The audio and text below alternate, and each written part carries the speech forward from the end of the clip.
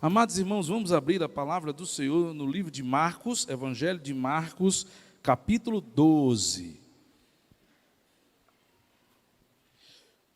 Nós temos ministrado nesse texto há 2 domingos. Nós estaremos dando continuidade a esta ministração, mas não vamos terminar hoje. Esse sermão ainda não termina hoje. Se você não ouviu os primeiros sermões sobre esse texto, eu quero desafiar você e recomendar você a olhar na página do Facebook e do YouTube da igreja, o primeiro e o segundo sermão, porque você vai ficar mais conectado. Hoje eu vou dar uma rápida revisão de tudo que vimos, para contextualizar este momento, o terceiro tópico, mas é muito importante que você não perca a beleza, a riqueza, a profundidade desse texto. Conquanto você vai me acompanhar ali a maior parte do tempo no Data Show, o pessoal de casa não tem essa possibilidade, então nós vamos fazer a leitura do texto completa na Bíblia. Então abra aí comigo, Marcos capítulo 12, verso 28, eu vou contextualizar, vou fazer uma rápida revisão e depois nós vamos entrar no tópico de hoje. Quem achou diz amém, quem não achou diz misericórdia. Olha aí, o povo está abrindo Bíblia mais rápido depois da pandemia, que bênção. Dizendo para você que se você que está nos assistindo agora já foi abençoado por essa mensagem, coloque aí nos comentários que esse sermão tem falado ao seu coração, porque tem falado ao meu, irmãos, tem falado ao meu. Tem sido muito desconfortável falar sobre esse tema, porque a gente fala e o sermão primeiro é para a gente. Então tem sido assim profundo refletir sobre esse texto. Olha o que é que diz a palavra do Senhor, Marcos 12, a partir do verso 28. Chegando um dos escribas, que ouviu a discussão entre Jesus e aquela multidão, e viu que Jesus tinha dado respostas excelentes, perguntou-lhe: qual é o principal de todos os mandamentos? Qual é o maior de todos os mandamentos? E Jesus lhe respondeu prontamente: o principal é este: escute, ó Israel, o Senhor nosso Deus é o único Senhor. Ame o Senhor seu Deus de todo o seu coração e de toda a sua alma e de todo o seu entendimento e com toda a sua força. O segundo é semelhante a este: ame o seu próximo como a si mesmo. Não há outro mandamento maior do que este. Então o escriba, tendo ouvido a resposta de Jesus, disse: muito bem, mestre. Nas palavras de hoje, poxa, mestre, com verdade o Senhor disse que Ele é o único, e não há outro além dele, e que amar a Deus de todo o coração, e de todo o entendimento, e com toda a alma, e com todas as forças, e amar ao próximo como a si mesmo, é maior do que todos os holocaustos e sacrifícios. Vendo Jesus que o escriba havia respondido sabiamente, no original diz concordado, compreendido, assimilado a resposta de Jesus, porque os outros não tiveram essa mesma inclinação. Tendo ele respondido sabiamente, declarou-lhe: você não está longe do reino de Deus. E ninguém mais ousava lhe fazer perguntas. Amados irmãos, o texto que nós acabamos de ler, a palavra-chave desse texto é o conectivo que você tem a partir do verso 28. O texto diz assim: e chegando um dos escribas, que ouviu a discussão entre eles. Esse é o conectivo. O texto que nós lemos, ele não começa e termina aqui. Na verdade, ele termina aqui, mas ele começa no capítulo anterior. Ele começa no capítulo 11. O texto diz que aquele escriba, que provavelmente estava com um grupo de religiosos que vieram interrogar a Jesus, ele observou tudo o que foi feito, todo o planejamento. Os 3 principais partidos religiosos de Jerusalém, os fariseus, os herodianos e os saduceus, se uniram. Uma coisa impressionante. É como que você dissesse que o PT, PSDB e PSL se uniram. Foi a esquerda se unindo com a direita e o centrão de bolo. Isso é incrível, porque isso não acontece em país nenhum. E eles se uniram. Eles eram normalmente antagônicos, opostos. Eles, cada um defendia as suas teses, suas vontades, porém o texto diz que eles se uniram por uma causa, e a causa era silenciar Jesus. Jesus já tinha dado a conta, já passou do limite. Aquele homem precisava ser preso e morto, porque ele estava agitando a multidão contra os religiosos. Então, essas três forças antagônicas se unem num único propósito. Eles planejam uma ação. Diz, olha, primeiro vai a gente, e a gente pega uma pergunta difícil. E se ele responder qualquer coisa fora, a gente acusa ele de heresia, a gente acusa ele de blasfêmia, e a gente mata ele. A gente prende e mata. O texto diz que o primeiro grupo foi e faz uma pergunta difícil, eram os fariseus. Está lá, capítulo 11, você pode acompanhar a discussão. Só que Jesus responde de uma categoria assim de primeira. E eles ficam sem ação, eles ficam sem argumento. Eles não ficam admirados com a resposta, eles ficam indignados com a resposta, porque Jesus respondeu e não tinha nem contra-argumentação, não tinha nem contra-refutar isso. Diz o texto que Jesus sabia da intenção deles, que eles estavam fazendo isso para testá-lo, porque procuravam uma oportunidade para o entregar e matar. Passado o primeiro grupo, decepcionado, vem um segundo grupo. A pergunta já não é tão bem elaborada, mas é uma pergunta capciosa, maliciosa, uma casca de banana. Jesus responde novamente. Eles saem humilhados, não conseguem de novo. Vem o terceiro grupo e faz uma pergunta esdrúxula, uma pergunta idiota, uma pergunta sem sentido. Tanto que Jesus responde para eles dizendo assim, errais não conhecendo as Escrituras. Como é que vocês me perguntam um negócio desse? Eles perguntam, olha, supondo que uma mulher casou com um homem e ele morreu, ela não teve filhos, aí ele casa com o irmão, e o irmão morre e não tem filhos, e casa com outro irmão, e assim casa com os 7, e a pergunta era com quem ela vai ficar casada na eternidade. Jesus diz, não acredito, vocês podiam ter se esforçado mais. Uma pergunta dessa? Vocês não sabem que no céu nós seremos como os anjos? Nem se casam, nem se dão em casamento. Eles são humilhados, constrangidos, voltam com o rabinho entre as pernas. Mas impressionante, irmãos, é que, apesar da pergunta deles serem profundas e Jesus ter dado respostas excepcionais, eles não recebem, eles não se alegram com a resposta, eles não estavam interessados na resposta, eles queriam de fato os seus interesses, eles queriam que Jesus errasse, eles queriam matar a Jesus. Veja que é possível muitas pessoas usar a religião para proveitos pessoais. Veja que é possível muitas pessoas falarem em nome de Deus e fazerem perguntas, mas não terem nenhum interesse de realmente buscar a resposta do Senhor. Eles eram para ter ficado admirados. Jesus respondeu de uma forma profunda, mas eles não ficaram. Porém, no meio daquele grupo há um homem que assistia a tudo, que é esse escriba. E diz o texto que ele ficou impactado. O que não aconteceu com os outros, aconteceu com ele. Ele ficou perplexo, ele ficou admirado. A sabedoria de Jesus, a forma como Jesus respondeu, a profundidade das respostas de Jesus. Então esse homem não se contém e ele resolve fazer uma pergunta. Não estava planejada essa pergunta, mas esse homem está ali impactado com as respostas de Jesus. E ele faz a pergunta a Jesus, qual é o maior de todos os mandamentos? E aqui me destaca uma outra coisa interessante nesse texto. É que esse homem é escriba, também muitas vezes chamado de doutor da lei. A Bíblia diz que esses homens eram responsáveis por escrever a palavra de Deus de forma manual, manuscrita, não tem gráfica. Esses homens escrevem tanto a palavra de Deus que eles começam a memorizar a palavra de Deus.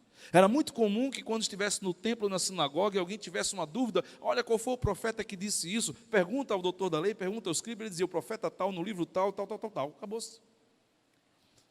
Ele era o homem que quando alguém queria saber alguma coisa, normalmente era chamado para dizer, chama ele, e ele dizia de cor, e ele explicava o que era. A pergunta que ele faz a Jesus é uma pergunta que provavelmente as pessoas já faziam a ele. Ele sabe da resposta, ele é um homem que ensina, ele é um homem que escreve. É curioso que esse homem lhe faça a pergunta a Jesus, da qual a resposta ele sabe. Provavelmente muitas pessoas já lhe fizeram esta pergunta. Escriba, qual é o maior? Quais são os mandamentos? Ele diria todos. Ele saberia todos memorizado. Mas quando ele pergunta a Jesus, é porque algo está acontecendo no seu coração. Ele sabe da resposta, mas a resposta que ele sabe, ela não é forte o suficiente, ela não mexe o seu coração. Parece que há alguma coisa assim, ele responde, mas falta algo. Ele quer ouvir de Jesus qual é a resposta. E o texto diz que Jesus lhe dá a resposta. E quando Jesus lhe dá a resposta, ele fica mais admirado ainda. A expressão dele é alguém que diz, mestre, eu nunca vi ninguém responder dessa forma. Eu nunca ouvi desse jeito. O que o Senhor disse é verdade.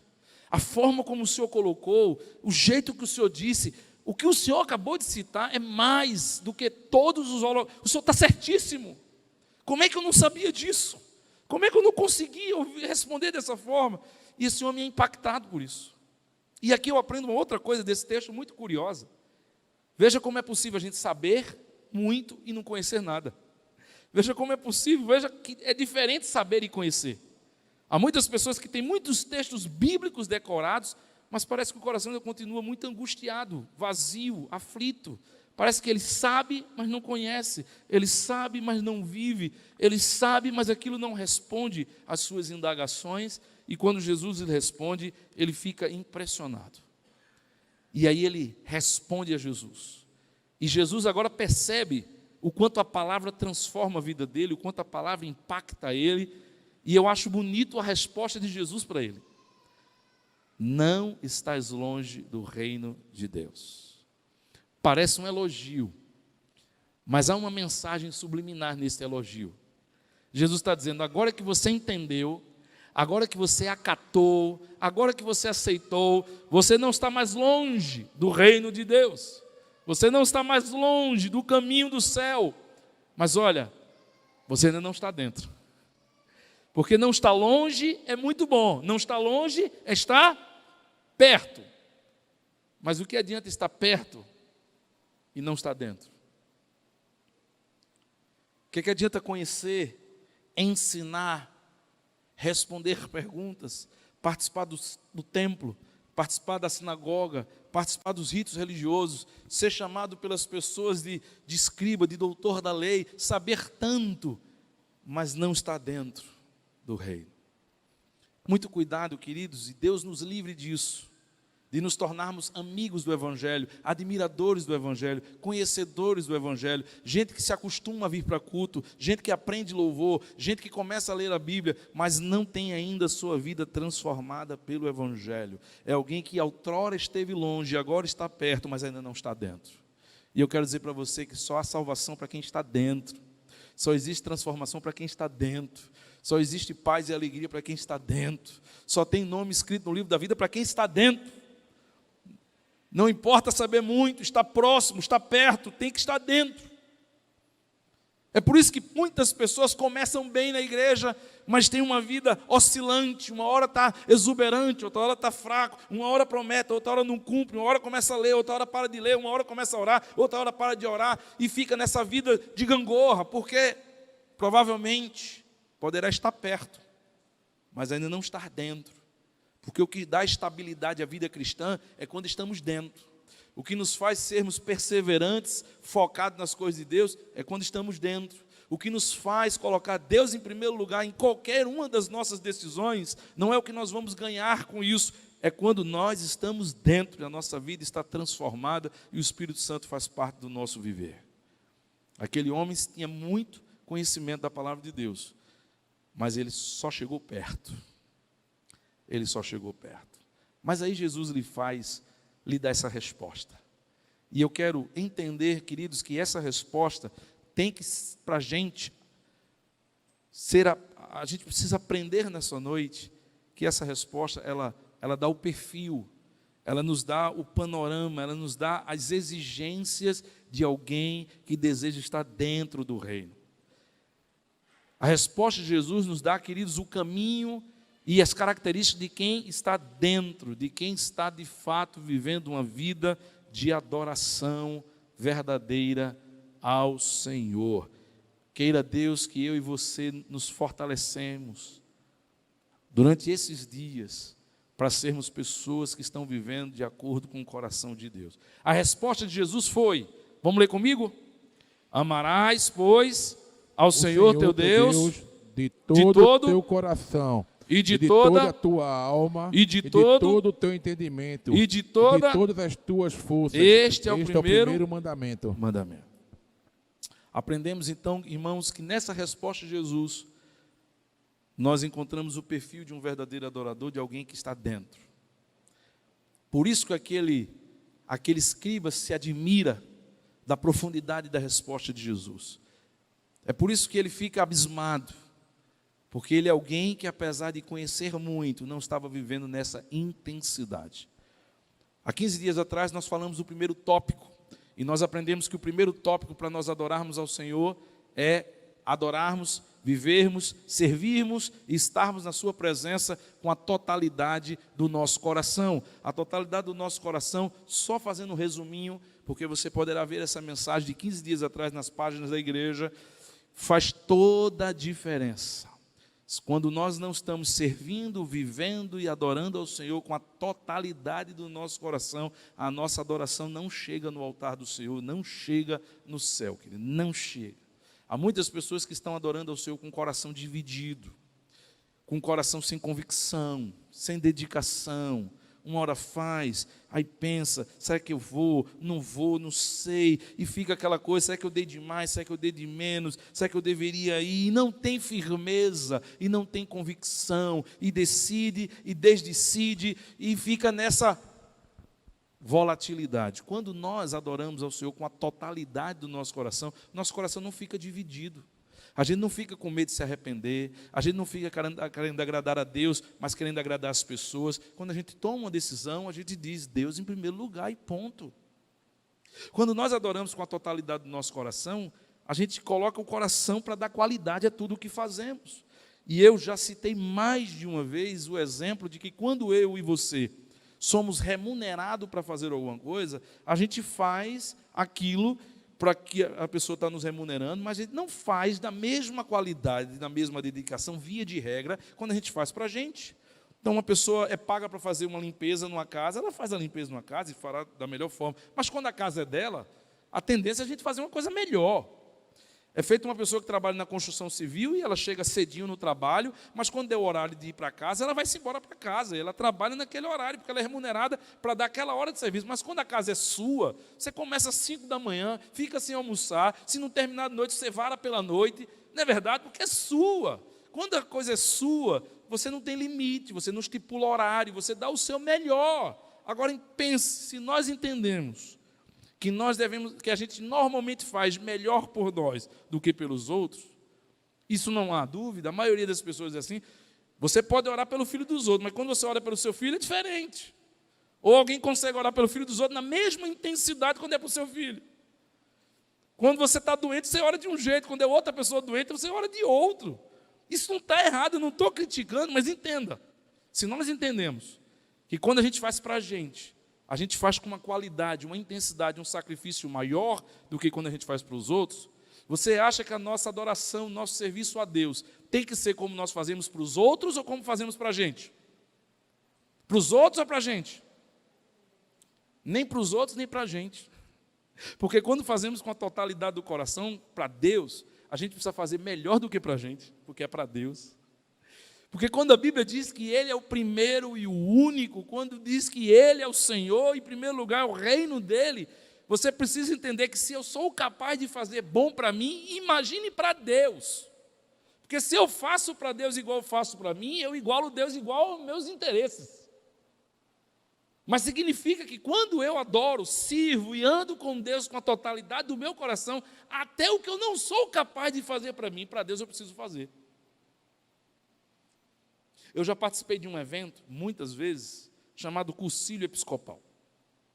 E lá tem muitas pessoas de várias profissões. E é muito interessante que eu conheci muitos juízes, advogados, engenheiros, médicos, que nas suas casas eles têm 1, 2 funcionários para fazer as coisas gerais da sua casa. Gente para lavar banheiro, gente para lavar prato, gente para arrumar quarto. Mas quando eles vão para o cursilho, quem lava banheiro, quem lava quarto são eles. Porque eles estão indo para um ministério onde eles têm que servir com suas mãos. Ninguém chega lá e diz assim, vou mandar minha empregada vir ajudar. Não. Ele paga quem ele quiser para fazer na casa dele, mas quando ele vai fazer o trabalho do Senhor, ele tem que fazer o trabalho do Senhor. Porque para Deus, queridos, quando nós fazemos com a totalidade do nosso coração, nós precisamos fazer mais e melhor do que quando é para a gente, porque é para Deus.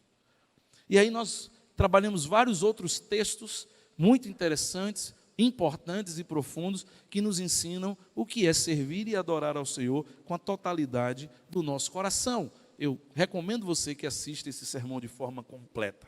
Domingo passado nós falamos sobre o segundo aspecto que o Senhor nos ensina sobre a adoração. Nós também devemos viver, servi-lo e adorá-lo com a totalidade da nossa alma. E a totalidade da alma, querido, significa a sede das nossas emoções. É possível nós fazermos muitas coisas para Deus de forma técnica, perfeita, polida, mas sem paixão, sem prazer, sem emoção. Eu sempre tenho trazido para fixar na sua mente o exemplo de que quem quer dirigir, basta fazer uma autoescola. Todo mundo vai aprender a dirigir. Chega lá, vai aprender o que é marcha, vai aprender o que é ré, vai aprender o que é embreagem, vai aprender tudo. Não tem dificuldade você aprender a dirigir. Qualquer pessoa pode aprender a dirigir. Mas será que qualquer pessoa pode se tornar piloto de corrida? Provavelmente não. Porque há uma coisa que será o divisor, o diferencial. Não é saber dirigir, porque o carro é igual, a marcha é igual, tudo é igual. Mas é a emoção, é a ousadia, é a coragem, é a paixão de fazer aquilo. Nem todo mundo. Se você fizer um seminário, você vai aprender a pregar. Todo mundo vai ter a disciplina lá de homilética. Você vai aprender como eu, o pastor Alberto aprendeu, como o Ivan aprendeu, todo mundo pode pregar. Mas será que todo mundo que fizer homilética vai pregar igual? Não vai pregar igual. Porque tem a questão da paixão, tem a questão da emoção, tem a questão da entrega, tem a questão de como você faz. Deus, irmãos, não nos pede para fazer apenas tecnicamente o melhor, porque é possível nós fazermos de todo o coração, mas sem alma. É possível. Naquela parábola que fala do fariseu e do publicano, a oração do fariseu não é condenada por Jesus, o que ele diz é verdade. Ele diz: Senhor, eu jejuo, eu dou meu dízimo, eu oro 3 vezes ao dia. O que ele está dizendo é verdade. Jesus não disse que a oração dele é mentirosa. O grande problema dele é que a oração dele era uma oração orgulhosa. Ainda bem que eu não sou como este publicano. E aí Jesus vai dizer que ele foi humilhado, e o publicano, que estava de longe, ajoelhado, nem ousava olhar para o céu, só batia no peito, dizendo: tem misericórdia de mim, ó Deus, ele foi exaltado. Veja que o que aquele homem diz é verdade. Ele fazia, mas não havia paixão, não havia emoção, não havia alma.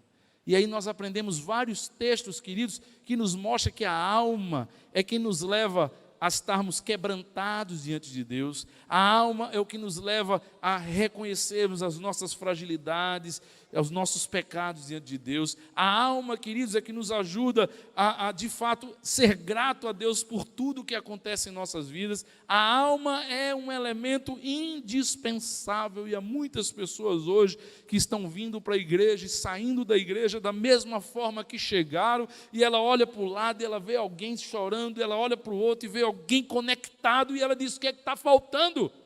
Eu não estou sentindo nada. Muito cuidado, porque há muitas pessoas que estão adorando ao Senhor com todo o seu coração, mas não estão ainda servindo, vivendo e adorando ao Senhor com a totalidade da sua alma. É um sermão desafiador, também está lá. Hoje eu quero compartilhar com você com a terceira parte desse versículo. Mas eu quero lembrar você que Jesus não está dizendo uma ordem, uma hierarquia. Olhe, o principal é adorar com todo o coração. Depois, em segundo lugar, adorar com toda a alma. E em terceiro lugar, adorar com todo entendimento. Não, ele não está dando uma ordem de prioridade, ele não está dando uma ordem de importância, ele está dizendo que uma vida que agrada a Deus, uma vida que está dentro do reino, uma vida que de fato vive o Evangelho, é uma vida que tem essas 4 coisas. Elas estão conectadas, elas estão no mesmo nível. Uma complementa a outra, uma qualifica a outra. Eu preciso ter as 4 na minha vida. Veja que o mandamento é, vamos repetir de novo, verso 30, amarás, pois, ao Senhor teu Deus de todo o teu coração, e de toda a tua alma, e de todo o teu entendimento, e de todas as tuas forças. Veja que o que eu preciso fazer a Deus é de todo. É de toda, é de todo, é de toda. Eu não posso adorar de coração e sem alma, porque senão eu serei apenas um legalista. Eu faço, mas eu não tenho prazer. também eu não posso adorar de todo o coração e de toda a alma sem entendimento. E esse é o terceiro aspecto. O Senhor espera que nós o adoremos, o sirvamos e andemos com Ele com a totalidade do nosso entendimento. Amados irmãos, esse tem sido talvez um grande desafio na vida de muitos cristãos. Porque há muitas pessoas que estão fazendo com qualidade algo para Deus, estão fazendo com muita emoção, mas estão fazendo sem entendimento. Pela manhã eu compartilhei com uma experiência que eu tive, ainda muito jovem, quando eu fui junto com a minha família conhecer Fortaleza e fui conhecer lá o Padre Cícero, lá o Morro do Padre Cícero. Eu nunca fui no Morro da Conceição, mas quem já vivenciou essa experiência e já foi para o Morro da Conceição, diz que o que acontece lá acontece aqui também. Mas o que eu vi, irmãos, foi um negócio assim, difícil de descrever. Pessoas que subiam aquela escadaria do Padre Cícero de joelho, ralando o joelho, pedra na cabeça, carregando cruz, todo tipo de voto louco demais.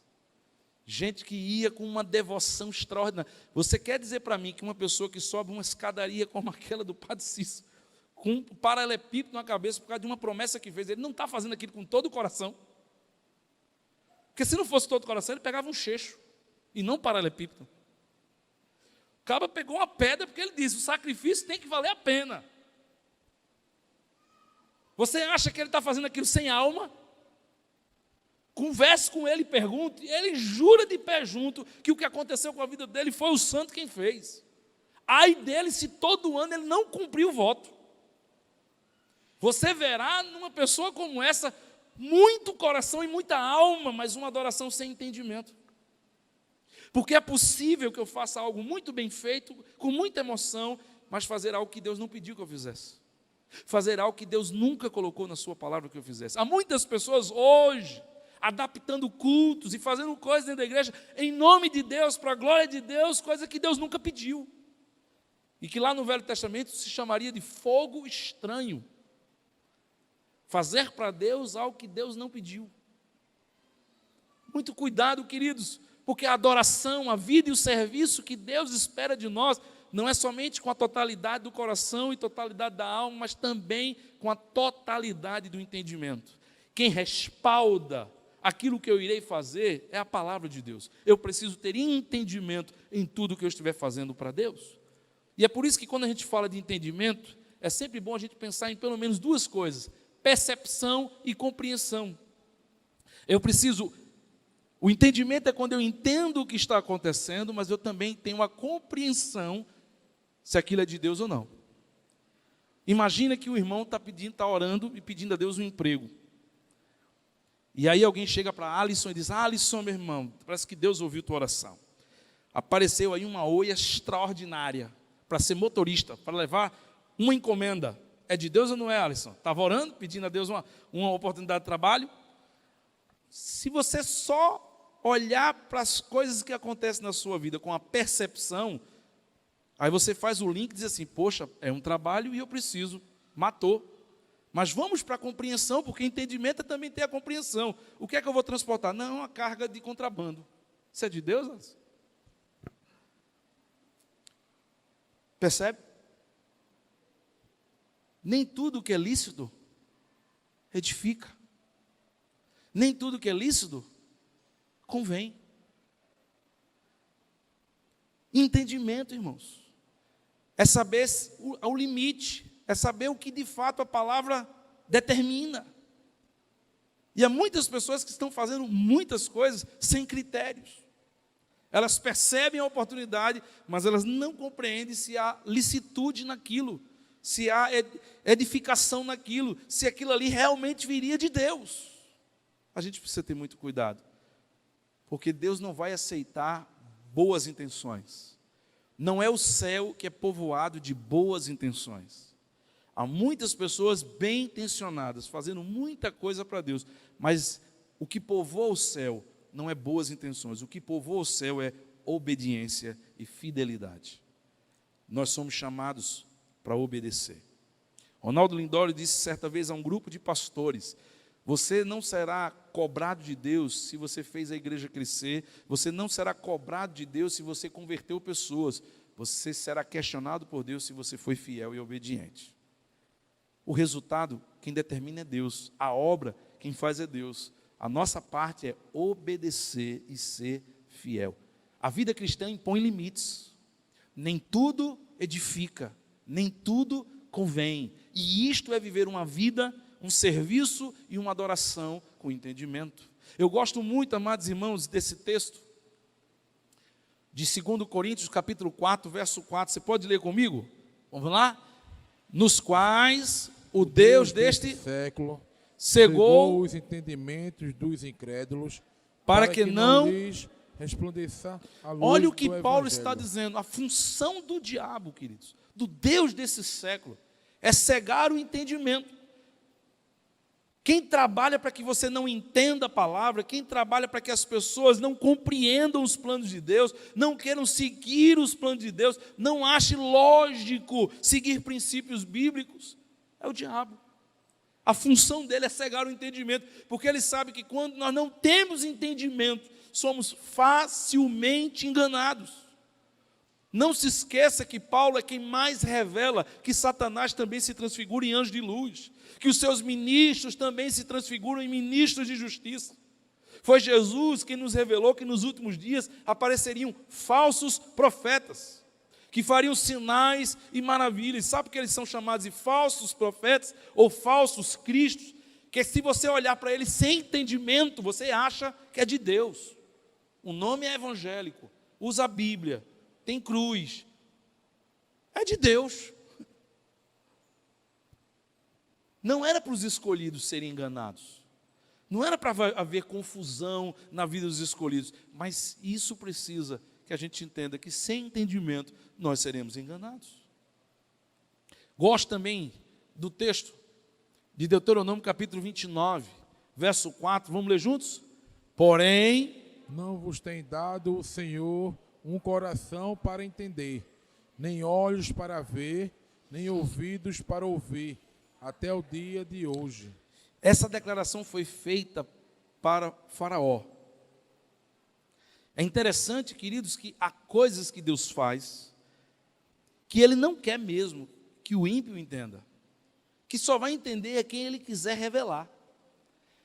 Ali fala justamente de que quando Moisés estava enviando as pragas, não era para Faraó já abrir mão do povo e já reconhecer a grandeza de Deus, já na primeira nem na segunda prova, da segunda praga. Deus havia planejado enviar 10 pragas. Isso porque, queridos, os melhores autores, historiadores, contam que haviam as 10 principais divindades do Egito. E a intenção de Deus, quando Ele manda Moisés libertar o seu povo, é também mostrar ao Egito que o único Deus de Israel é maior do que todos os deuses. E aí cada praga afeta e atinge uma divindade do Egito. A divindade das águas, a divindade da agricultura, cada praga vai atingindo uma divindade. E todas as vezes que Moisés dizia, o mar vai se transformar em sangue, vai vir moscas, vai vir gafanhotos, os sacerdotes do faraó faziam as suas cerimônias para que pudesse deter a mão de Deus, e eles não conseguiam. Mas eram os deuses menores do Egito. Mas Deus vai crescendo e vai eliminando um por um até chegar no último, e o último tem um propósito final, é o Deus Ra, o Deus Sol, é o Deus do faraó, é onde a teologia do Egito está baseada, e por isso que os faraós, eles eram, após a sua morte, embalsamados e colocados nas suas esfinges, nas suas pirâmides, naquelas catacumbas extraordinárias, com todos os seus tesouros e com todas as suas esposas. Não era uma boa casar com o faraó, porque a vida boa só durava enquanto ele estava vivo. Depois que ele morria, sabe, Andresa? Ivan seria embalsamado e você era trancado dentro. Porque na teologia e no Deus do faraó, o Deus Sol, era o Deus da imortalidade. E um dia todos os faraós iriam ser trazidos à vida, e iriam ser trazidos com suas esposas. E aí por isso que tinha comida e todas as suas riquezas, porque ele voltaria a ter a sua glória. E aí a última praga vai dizer assim, vai morrer o primogênito de todos os egípcios. E aí diz, os 9 primeiros não puderam fazer muita coisa, mas o meu Deus, o Deus Sol, não, isso aqui, acabou agora a boquinha porque mexeram com Deus errado. E morrem todos os primogênitos do Egito. E o principal Deus e a base da teologia do Egito se acaba. Deus revelando através do Egito a sua grandeza, a sua soberania, o seu poder e a sua glória. É outra conversa porque que o povo de Israel não aproveitou isso para poder evangelizar e converter o Egito ao Deus de Israel. Pelo contrário, saquearam Israel e foram para o deserto. Mas o fato, queridos, é que Deus havia endurecido o coração do faraó para que ele não pudesse ver e entender, porque muitas vezes Deus está agindo para que a sua vontade e a sua glória seja revelada, e somente quem tiver o entendimento vai entender, vai discernir, vai enxergar, vai perceber o que Deus está fazendo. É por isso que você, quando vê um cristão maduro e a aflição está chegando, todo mundo à sua volta está angustiado e perturbado e ele está tranquilo. Ninguém entende porque ele está tranquilo, mas ele sabe porque ele está tranquilo. Porque enquanto todo mundo só está vendo a desgraça e não tem explicação, ele consegue ter um discernimento de Deus, e que Deus está manifestando a sua glória. Gosto também de pensar no Salmo 32, palavras do salmista. Olha o que ele diz, vamos lá. Instruir-te-ei, ensinar-te-ei o caminho que deves seguir, guiar-te-ei com os meus olhos. Não sejas como o cavalo, nem como a mula, que não tem entendimento, cuja boca precisa de freio e cabresto. Você sabe para quem o salmista está dizendo isso? O salmista não está dizendo isso para o ímpio, não. O salmista não está escrevendo isso para o povo pagão, não. Ele está escrevendo isso para o povo de Israel. Isso é um salmo, irmãos. Porque é possível a gente ser povo de Deus e estar vivendo feito mula, feito cavalo, com a nossa ignorância, com a nossa resistência, com o nosso orgulho, batendo de frente com todo mundo, querendo fazer a nossa vontade até o fim. Muito cuidado, nós não podemos confiar no nosso entendimento. Só há uma forma de nós conseguirmos olhar as circunstâncias, olhar a nossa volta, olhar para aquilo que nós não temos resposta, que nós não conseguimos compreender, mas com entendimento. É através, ele diz, eu vou instruí-los e ensiná-los o caminho que deve seguir. É a palavra de Deus, queridos. Não é possível nós termos entendimento sem o conhecimento da palavra. Não é possível nós termos entendimento e discernimento se nós não estivermos seguindo, sendo guiados pelos olhos de Deus. Há muitas pessoas que acham tudo importante na igreja, menos ler a Bíblia. E aí me desculpe, seremos crentes vulneráveis, seremos crentes com pouca informação. Nós vamos ver as coisas acontecer, o nosso coração vai encher de dúvida e a gente não vai ter resposta, porque nos faltará entendimento. Seremos guiados e instruídos quando nós estivermos nos alimentando do caminho do Senhor estabelecido na sua palavra. Gosto ainda de pensar, queridos, no texto de Provérbios, capítulo 3, verso 5, livro de sabedoria. Olha o que é que diz o texto. Confia. Está fraco, irmãos. Vamos lá, confia no Senhor de todo o teu coração e não te estribes no teu próprio entendimento. Às vezes, diácono Márcio, a Bíblia dirá algo, mas a psicologia dirá outra coisa. Os educadores dirão outra coisa. Às vezes a Bíblia dirá um caminho, mas os especialistas, os economistas poderão dizer outro. Haverão momentos em que haverá um conflito. Vai parecer que o caminho de Deus é mais complicado, é mais longo, tem um atalho aqui, está todo mundo dizendo que é o momento. E aí o que o provérbio está dizendo é que quando você estiver em dúvida, quando a palavra de Deus lhe der o caminho da direita e todo mundo disser o caminho da esquerda, não te estribes, não te confie, não faça planos no seu entendimento. Quando houver conflitos de interesse, quando o caminho do Senhor for oposto ao que o caminho do mundo está oferecendo, não confie no seu coração, confie no Senhor de todo o seu coração. Quando você tiver que tomar as decisões mais complexas e difíceis da sua vida, e todo mundo disser, se você quiser fazer, faça, mas eu não garanto nada. Confie no Senhor. Mas vale confiar no Senhor de todo o seu coração. Mais vale confiar no Senhor do que qualquer outro especialista, do que outro terapeuta, do que outro psicólogo, do que qualquer outro médico. Confie no Senhor de todo o seu coração. Sabe por quê? Porque quando você confiar no seu entendimento, quando você confiar na vontade dos homens, você será responsável pelo resultado. Tudo que o homem semear, isso também ele colherá. Você quer tomar decisão? Tome. Você acha que o melhor caminho é assim? Faça. O resultado é seu.